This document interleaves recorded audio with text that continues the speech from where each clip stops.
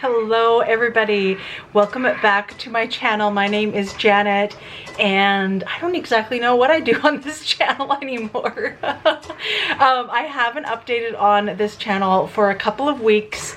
You guys know why. If you have been a long time supporters of my channel, you definitely know what is going on. But I wanted to kind of give you an update on Jimmy's surgery because today is January 15th, I believe the date is. And he had his surgery on January 10th. So I kind of want to go over what had happened. I know I'm getting a lot of messages from you guys via Instagram. Sorry if you can hear my Cricut machine going. I have been working because I have tons of orders to catch up on as well. But I wanted to kind of give you a little bit of an update on Jimmy's surgery and what exactly happened with that. So I did not hardly record at all.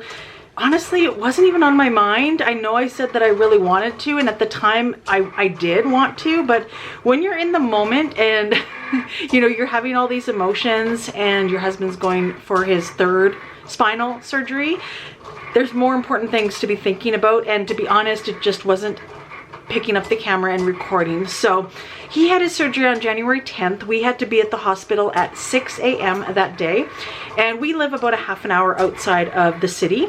So we left really bright and early that day, and we got there and checked in, and we went to the surgery prep area. So I stayed with him pretty much until the very end as they were taking him into surgery, and they just did like all of his vitals, and he had done a whole bunch of tests a couple of days prior to check his blood. They did an x-ray. They did a bunch of tests that they have to do prior to surgery to make sure that everything is good to go, which everything was perfect. Oh, a breathing test as well he had to do, and everything was perfect. So that was great news. And so anyways, the day of the surgery, we had found out right before his surgery, the day of, when the surgeon had come in to talk to us, that they would be replacing all of the hardware that was already in his lower back. So Jimmy has had his lower back done, and about 17 years ago, I guess, because we've been together for 15 years and it was prior to us just meeting. And he had to get his lower back done and get fused together with titanium and titanium rods and everything. And the surgeon wasn't sure if it was going to be compatible with what they have now. Same surgeon actually did Jimmy's surgery as well.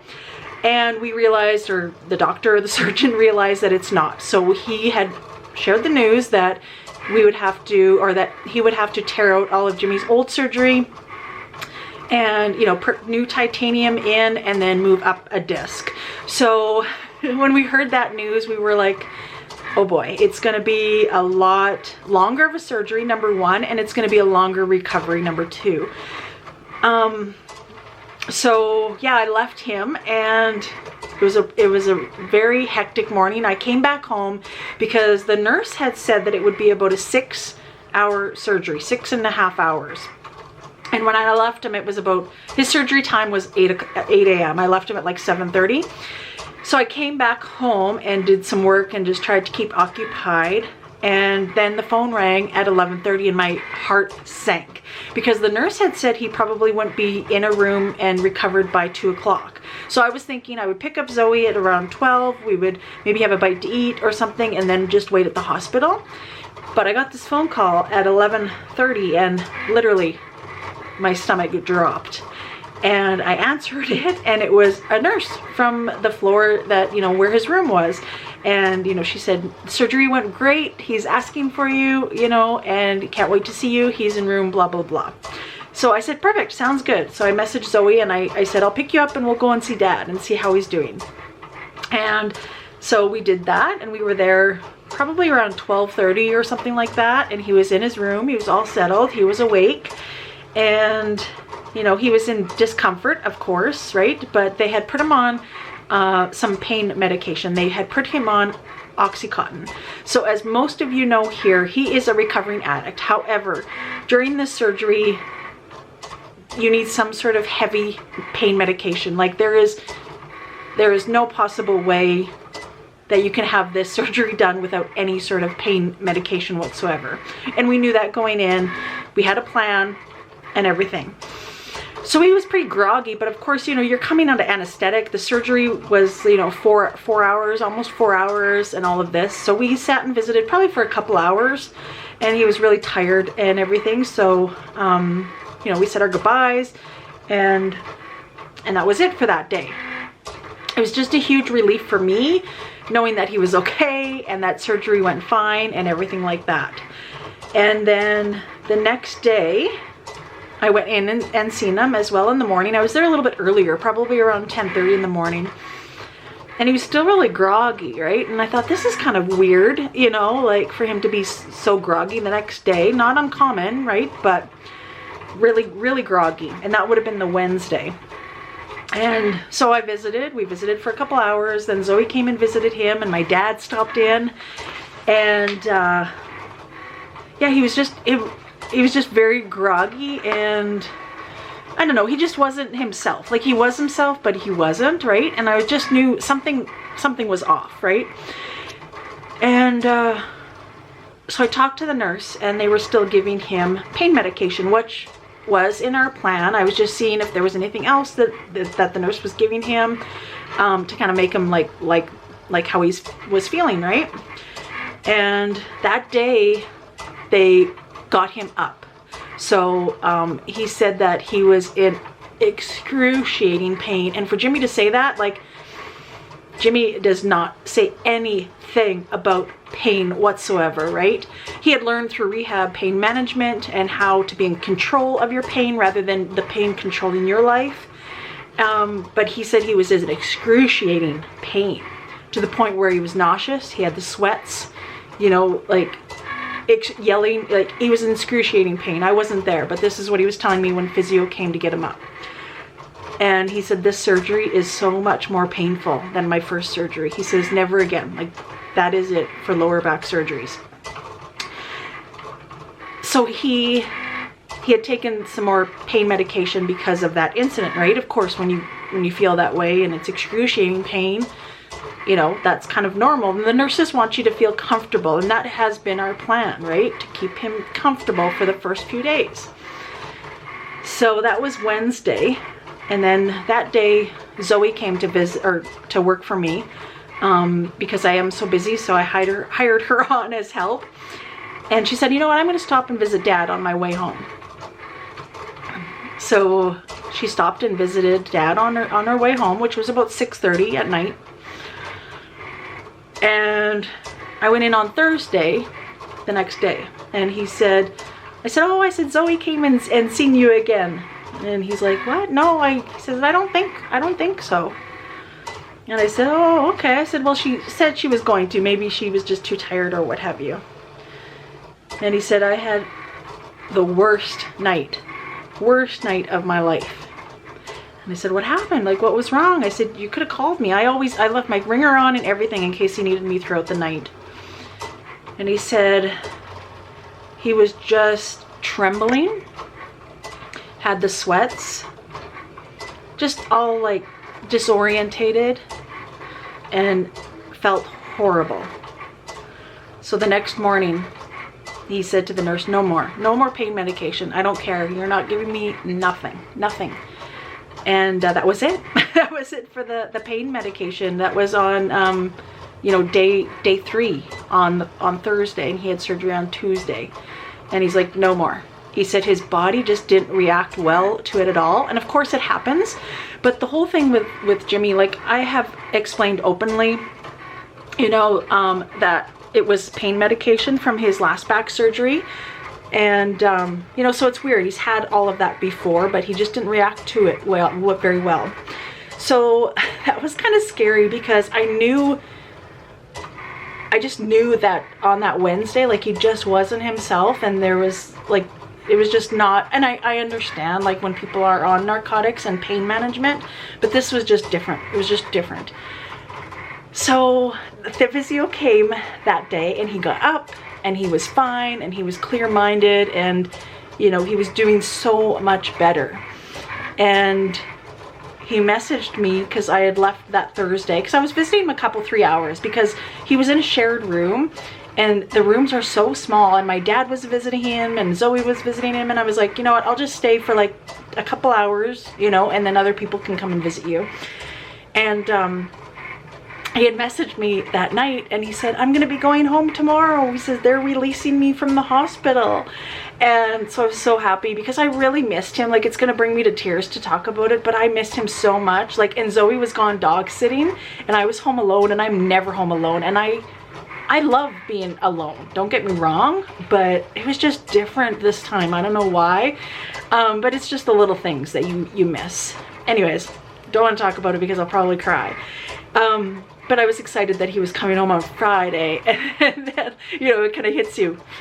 Oh no, he's coming home on Friday, right? Like, I have to be the caregiver.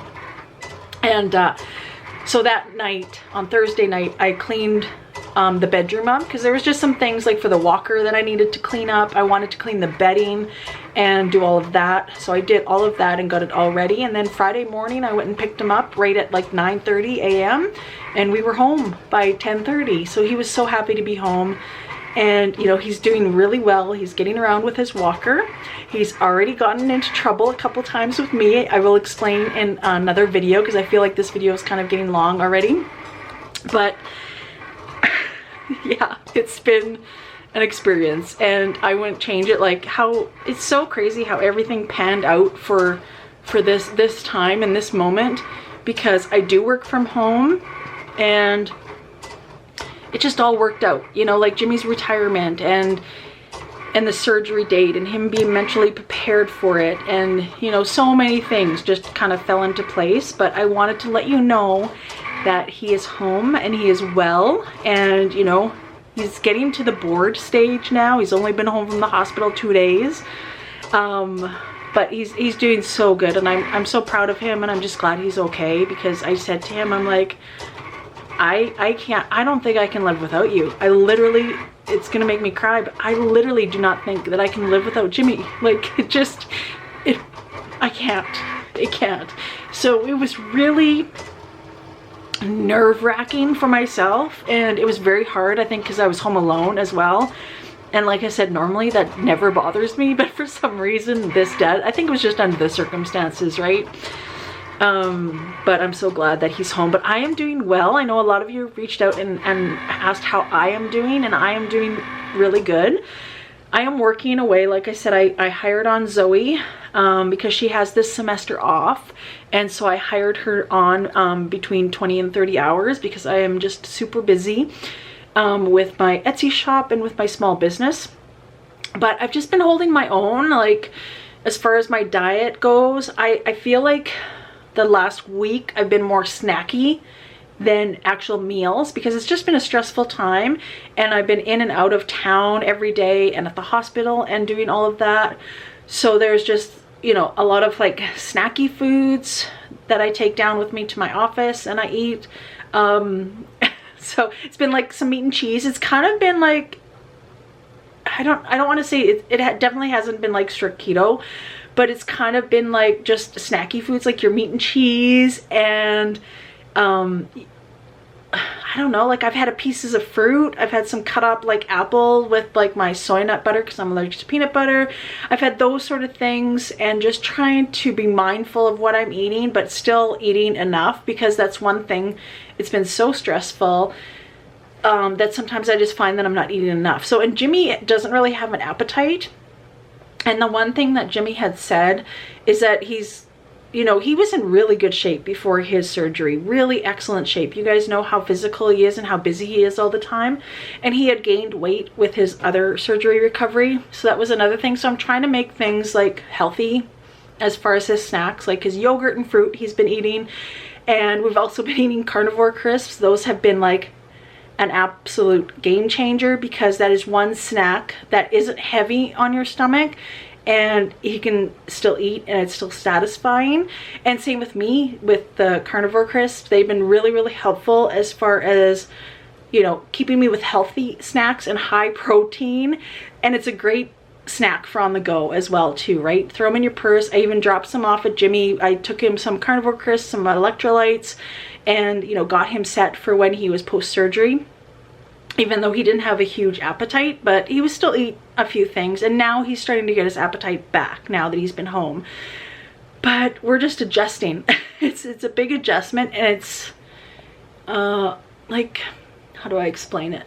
Like, it's just, I feel like I was busy before this surgery, and now I feel like I'm even more busy because, you know, I still have to do the laundry. I still have to, you know, now I'm taking out the garbage, and I'm salting like the driveway because of the snow. I'm feeding the chickens. I'm making the meals. I'm doing the dishes. Like, you know, before we, like, I've always said how Jimmy and I share like all of the chores, you know what I mean? It's not just one person. And that's been a big adjustment. But Zoe's been a huge help, and I don't mind whatsoever. But it's busy. It's very, very busy from the moment I wake up or till the moment I go to bed. Every minute has something to do. There isn't a moment that I sit down and just watch TV or anything like that. There is no time for that. So, but I'm just so grateful. I'm so grateful that that is over and I don't have to worry about it anymore, and he is home with me and I don't have to worry about that. So I just wanted to come on here and give you guys an update. I will be doing another video soon. I'm still trying to keep uploads on this, just not as frequent, but thank you all for all of the messages. I've read them to Jimmy. I have, you know, pointed out who has contacted me through Instagram and messaged me, and I appreciate it so much. You guys have no idea what that means to me, and just with my own mental health and, you know, going through this. I know I didn't go through the surgery, but it's still very, very hard. I think it's harder for the person not getting the surgery than the actual person getting the surgery. What do you guys think? Do you think that's true? I 100% think that that's true. So anyways, that is it for this little update, you guys. I just wanted to let you know how Jimmy is doing, and thank you all for your messages, and we will see you in the next video. Bye, guys.